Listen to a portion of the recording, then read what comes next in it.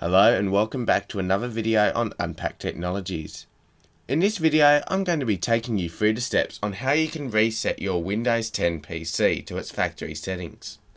Resetting your PC can be very important for many different things. For example, you might have lots of files and applications that might be slowing the computer down, or maybe you just want to start afresh so that maybe you can potentially sell your PC to a new owner. So, let's get straight into it.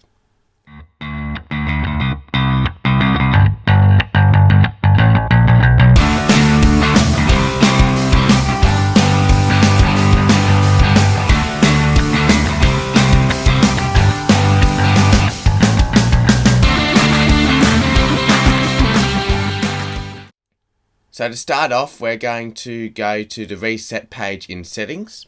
So to do this, go down to the bottom left and click start and then click settings.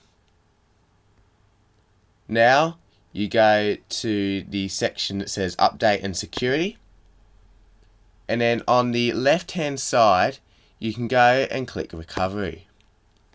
Now there's a few different options here. Now the option that we're going to use is the option that says reset this PC. And it says if your PC isn't running well, resetting it might help. This lets you choose to keep your personal files or remove them and then reinstalls Windows. So for example, when you choose this, it'll ask whether you want to keep your files and just start afresh with the operating system or remove it and start completely afresh. Now there is another way to open this page as well.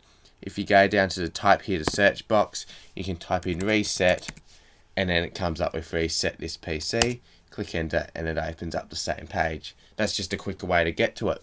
So if we click get started on this reset this PC page, there's a couple of options. We can keep the files as I mentioned before or remove everything and start over. Now once you click these, it's going to run through the steps on how to reset it depending on what you choose, and then it will do the process for you.